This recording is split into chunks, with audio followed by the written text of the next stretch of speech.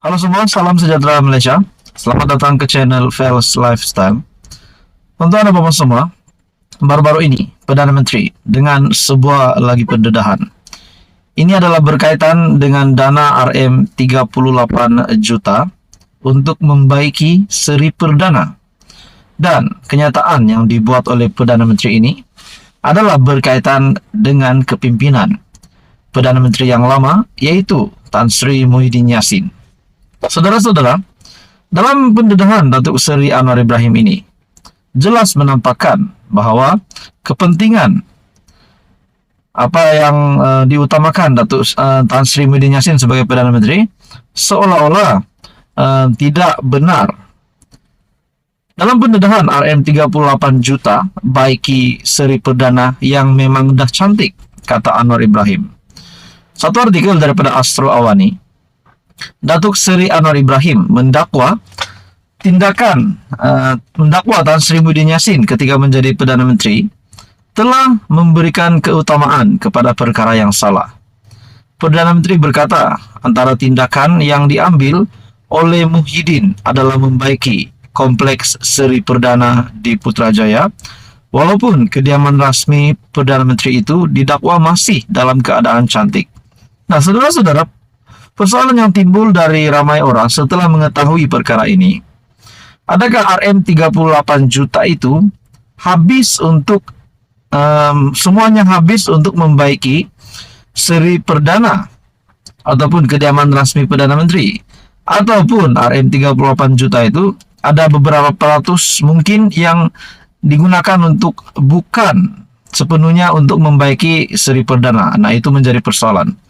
Dalam pendedahan Perdana Menteri, susulan proses tersebut, Anwar berkata, dianggarkan RM38 juta dibelanjakan, yang sepatutnya peruntukan tersebut boleh digunakan untuk membantu golongan yang kurang berkemampuan.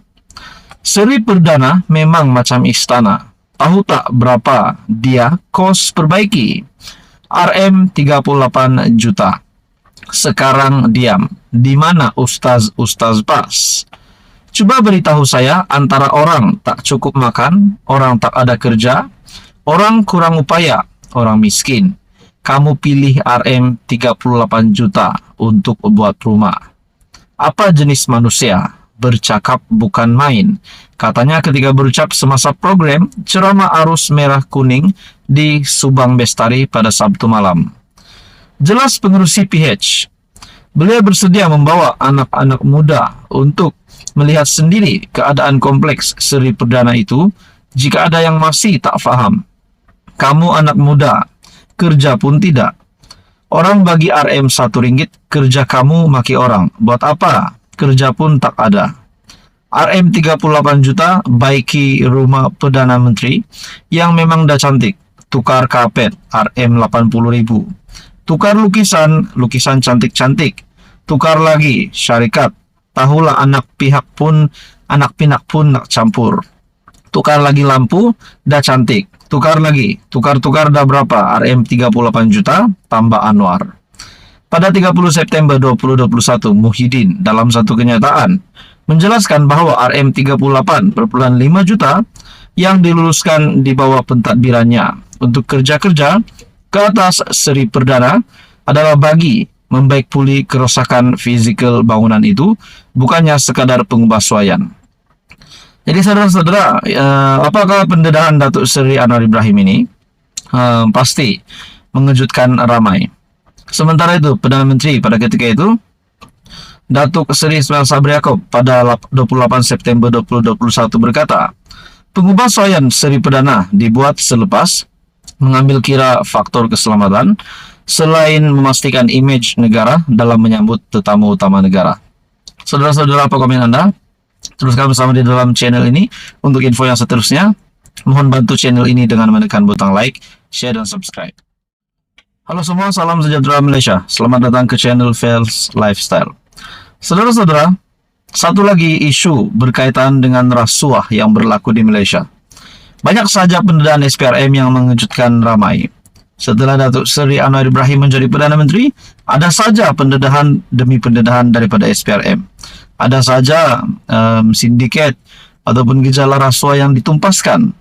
Hari ini saudara-saudara, tangkapan yang mengejutkan. Dalam sebuah artikel daripada Astro Awani, VLN, penguat kuasa antara dua ditahan, terima rasuah lebih Rm 100 juta. Nah, jumlah Rm 100 juta ini bukan jumlah yang sedikit. Dalam artikel ini, seorang pegawai penguat kuasa yang pernah bertugas di Suruhanjaya Tinggi Bangladesh antara dua individu ditahan kerana disyaki menerima rasuah dianggarkan lebih Rm 100 juta sejak 2021.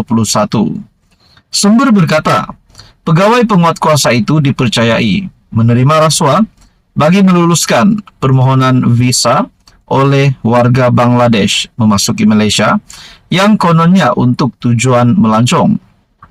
Hasil siasatan mendapati pegawai itu dipercayai bersubahat dengan agensi pekerjaan di Bangladesh dan Malaysia dengan sengaja menyalahgunakan visa luar negara VLN, membawa masuk rakyat Bangladesh untuk bekerja di Malaysia sejak 2021.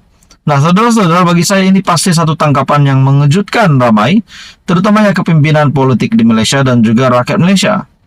Dalam artikel ini, selain itu, siasatan juga mendapati pegawai itu dipercayai menerima bayaran sekitar Rm 1363 US 300 ke Rm 2.272 bersamaan dengan US 500 bagi setiap kelulusan permohonan VLN yang melibatkan jumlah rasuah dianggarkan lebih Rm 100 juta meskipun pembayaran visa yang ditetapkan oleh kerajaan hanya Rm 105 ringgit sahaja, kata sumber itu.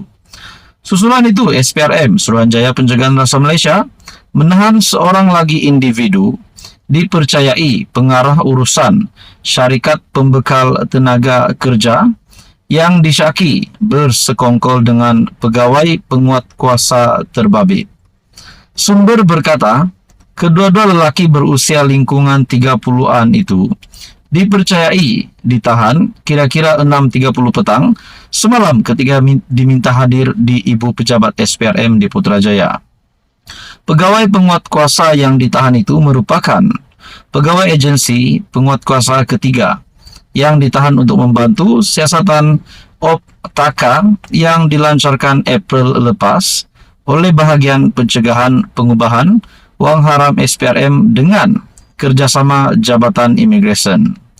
Magistrat M. Mageshwari membenarkan perintah tahanan reman kedua-dua lelaki terbabit selama 4 hari bermula hari ini hingga 31 Julai di Mahkamah Shah Alam. Sementara itu, Ketua Pesuruhjaya SPRM Tan Sri Azam Baki ketika dihubungi mengesahkan penahanan kedua-dua lelaki tersebut. Nah, artikel ini pada 28 Julai bertajuk penguat kuasa antara dua ditahan terima rasuah lebih Rm 100 juta. Bagi saya ini satu tanggapan yang mengejutkan ramai, mungkin kepada kepimpinan politik di Malaysia.